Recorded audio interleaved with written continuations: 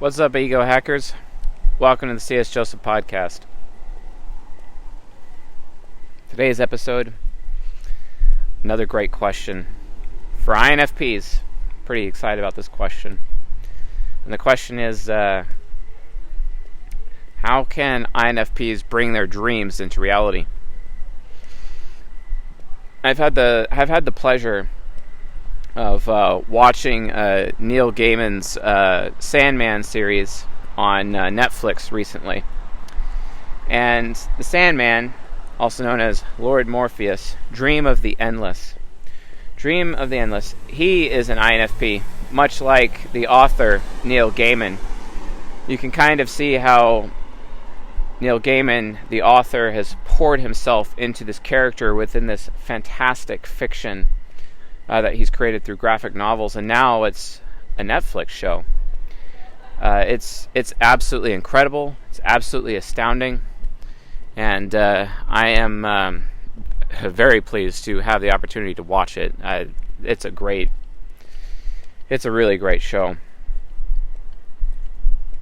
It's funny because in the first few episodes, and spoiler alert, if you haven't seen the show yet and you want to see it, now would be the time to turn off this video and go watch it, and then come back to this video after the fact. But the main character, Morpheus, who is like the personification of dreams, he has this ruby. It's kind of like his philosopher's stone that allows him to make dreams come true, which is what any INFP truly desires out of life.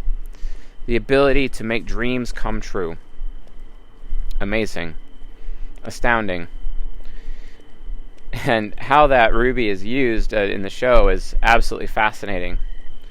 There's this one episode where a human gets a hold of this ruby and then starts using this ruby, where his dream is to basically cause people to stop lying. This person was heavily abused by people in his life, and they were constantly lying to him all the time. And he wanted to use Morpheus's ruby, his philosopher's stone, to basically take the lies away from the world. And then he actually ends up doing this, and then the people that he's experimenting on with the ruby, well, they all end up killing themselves in the process. And Morpheus's point, it's like, it's not about lies, it's about dreams. If you take humanity's dreams away from them, then they have nothing to live for. And then the reality of humanity is that without dreams, they'll all destroy themselves and each other. That's what happens when humanity has nothing to live for, which is true. And INFPs are no different. They need something to live for. Their cognitive origin is the origin of authority. They often have feelings of powerlessness within this world, powerlessness within this dark reality that they live in. They see how unjust, how unfair, or how reality is completely, that they experience themselves, is completely not to their liking. They reject reality. So they oftentimes leave reality and go within themselves into their dream world, where they become these amazing artists and create entire worlds within themselves, within their mind and their mind's eye. Their mind's eye becomes this philosopher's stone. And they wish desperately that they could use their mind's eye to take anything that they dream up and turn those dreams into reality, so that they could have a better life, so that they could have a better reality, instead of the dark, torturous nature, painful nature of the reality that we live in here on the earth as humanity. They desperately want this ability. And that's why they're seeking authority. That's why they're seeking power in their life, because if they have authority, if they have power, then they can compel reality and command reality around them, shape reality around them to make reality something better, something worth living in, and something worth living for. ultimately. And this is heavily explained by the INFP Neil Gaiman within his fiction about the Sandman. If you're not familiar with the graphic novels, I highly recommend you pick them up or check them out. And if you're not willing to read, then definitely watch the Netflix series known as The Sandman. It is exquisite. And the first 5 episodes is book 1, and the next 5 episodes after that is book 2. There's like supposedly 16 of them. 16 of the graphic novels out there. I'm not entirely sure. But from their perspective, the perspective of INFPs, etc., that's why they crave power, that's why they crave authority, to be able to shape the reality of their lives. To turn it into something worth living for and worth living in. That's why feelings of powerlessness absolutely destroy INFPs consistently. To the point where they can't even function, they can't even get out of bed. They be bedridden by their feelings of powerlessness. It's ultimately why they become slothful, because it's like, why bother putting any effort into anything if I don't have the power to change my circumstances?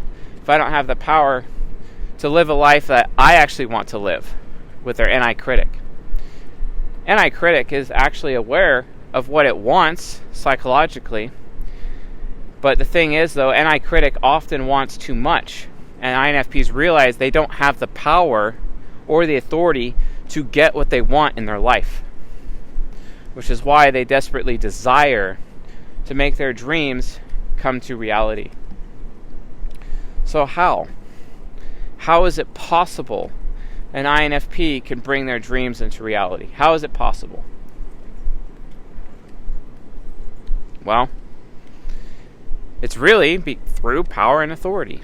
The problem is that when they get power and authority, or if people are aware of their need for power and authority, people get scared and they will take away their power from them, accuse them of being power hungry, accuse them of being problems. Which really sucks. The thing is, though, like there is definitely some problems with INFPs having power. A lot of politicians out there are INFPs, and politicians that are making decisions for the rest of us because the power and authority that they've gained for themselves, but they also have extroverted sensing trickster, because INFPs are really only aware of their own suffering and oftentimes project that suffering onto other people. And they assume, with their TI demon, that everyone else is suffering in the exact same way they are, when that's not true at all. They're also completely unaware of other people in this life who may not have power and authority, but are able to get by just fine within this reality. And when they exert their power and authority sometimes on other human beings, they're actually increasing the suffering of other people in the process, right? Because you got to understand, love is a thing because of special treatment, right? If life is fair, there would only be death, because death is the only fair thing about life, other than the fact that life is unfair. Love is unfair. If you love something, you're giving it special treatment. You are being unfair. Oftentimes INFPs, because they're NFs, and NFs often have the worldview that is related to communism, for example, they end up making everybody miserable and nobody happy. And they end up using their power and authority that way. And that's why oftentimes their power and authority is stripped away from them. So instead, they have to end up creating a major philosophy or principles, high moral principles, and utilize those moral principles to improve the lives of other people if those people decide to adopt them. They are to become a beacon of wisdom and a beacon of morality, a beacon of philosophy, a beacon of principles. But people have to choose to adopt them. Where INFPs go wrong is when they force other human beings, use their own power and authority to force other human beings to adopt them, because INFPs have this selfish belief, because they're projecting their own pain, their own suffering onto other people, where they assume everyone else is suffering the same way they are. They elect themselves the judge. They elect themselves the decider for everyone. And that's not true, especially when considering they have extroverted feeling nemesis and extroverted sensing trickster. They're just not aware of what other people value. They more worry that other people's values are compromised and not good enough. And at the same time, they also are worried that people, or they're also unaware of other people's suffering, what their actual suffering is. And that's not good. It's not helpful. And that's where INFPs can go wrong. The difference is, though, is that in order for them to really bring their dreams into reality, how they pull that off, they just need power. They need the power to do so.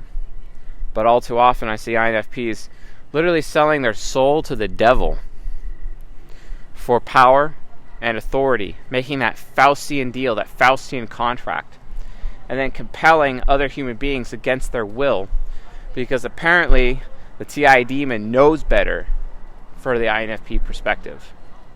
That's not good either. But it really comes down to how much power and authority do they have. The more authority they have, the more they can bring their dreams into reality. The problem is, though, is what they don't understand is while they can share their dreams with other people, their dreams are not necessarily right for everyone. And that's what Morpheus's lesson was to the man that took his philosopher's stone, that took his ruby, that makes dreams come true. If you take dreams away from humanity, no one has anything to live for. But worse than that, the hidden message there is if you impose your dream onto humanity, you are in effect taking away their dream. And that will lead to destruction, utter destruction. Destruction of themselves, destruction of the people closest to them. In the end, it will always lead to death. Every time. Every single time. This is one of the ways that INFPs can bring death into the world, by imposing their dreams onto other people. Because their dreams, oftentimes, because those people didn't dream those dreams, but when they impose their dreams onto others, they end up becoming the nightmare to other human beings. But let's talk about an example, a good example, of when an INFP in history made his dreams a reality and saved so many people. His name is Joseph. He was seen often as weak by his brothers, often as a person who has a high sense of self-importance, a very entitled, selfish person. But he had such high moral fiber that he was highly regarded and highly respected by his father. And this made his brothers jealous and envious of him, to the point where they literally sold him into slavery.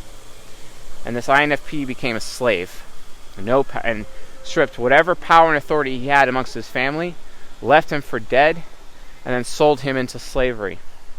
And he ended up being a slave in Egypt. And then he gained the ability, a God-given ability, to interpret other people's dreams, because he's constantly dreaming himself. Constantly dreaming himself. When he rots in prison, dreaming of a better day. And then he was eventually able to interpret the dreams accurately of Pharaoh. And that won him honor, to the point where he became the highest in all of the kingdom of Egypt, just under Pharaoh. And because of a warning that he saw coming with his expert intuition, a great famine was going to come to the land, he was able to prevent the annihilation and the desolation of all of Egypt. Egypt owes Joseph huge gratitude, because it was Joseph who taught them, hey, you should probably use the next 7 years of great harvest to prepare for the 7 years of famine after that, for a total of 14 years. And Pharaoh listened to him. And because Pharaoh decided to listen to him, Egypt was ultimately saved.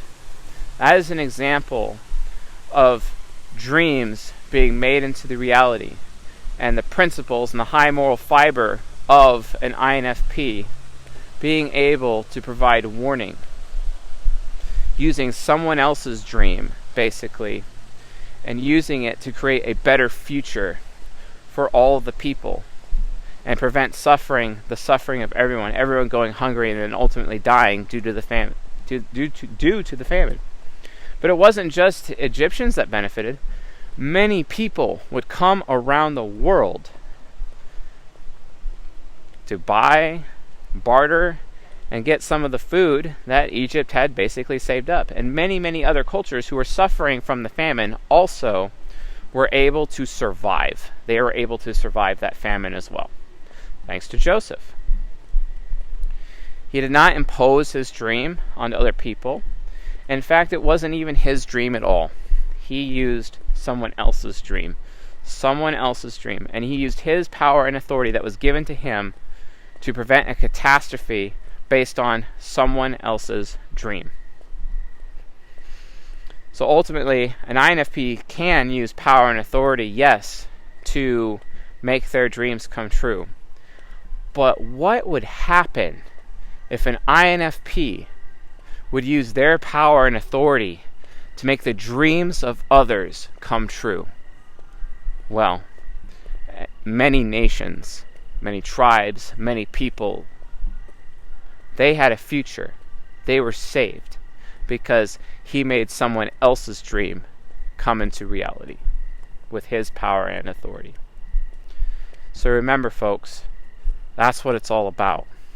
That's the power of dreams. That's ultimately the lesson that Neil Gaiman, as he uses his extrovert intuition parent to extract these principles, these truths from the collective unconscious and deliver it to us on a silver platter within his fictional stories of the Sandman, basically. For Joseph was the Sandman of his time. You, INFPs, must learn how to use your Philosopher's Stone to do the same. Stop using your power and authority to just make your dreams come true. Use your power and authority to make everyone's dream come true. But you have to be willing to put in the effort to go find out exactly what it is, instead of just being entitled to your own dream. Everyone else's dreams matter, because, like Lord Morpheus would say, if you take away humanity's dreams, then they have nothing left. And in their natural state, where they are dreamless, they'll just kill themselves. They'll just harm themselves. They'll harm everyone around them. They have no future. So in order to protect the future, in order to guarantee that there is a future for humanity, the INFP needs to realize it's not just about their dreams. It's not about projecting their dreams onto other people. They have to understand that their dream is not more important than anyone else's dream. For that is the hubris of TI Demon. TI Demon must learn how to humble itself and become angelic and realize that everyone's dreams have value. And it is up to the INFP to use their power and authority to make everyone's dreams come true. For all dreams are valid. All dreams can unlock the future for the rest of humanity. Thanks for watching and listening, folks, and I'll see you guys in the next episode.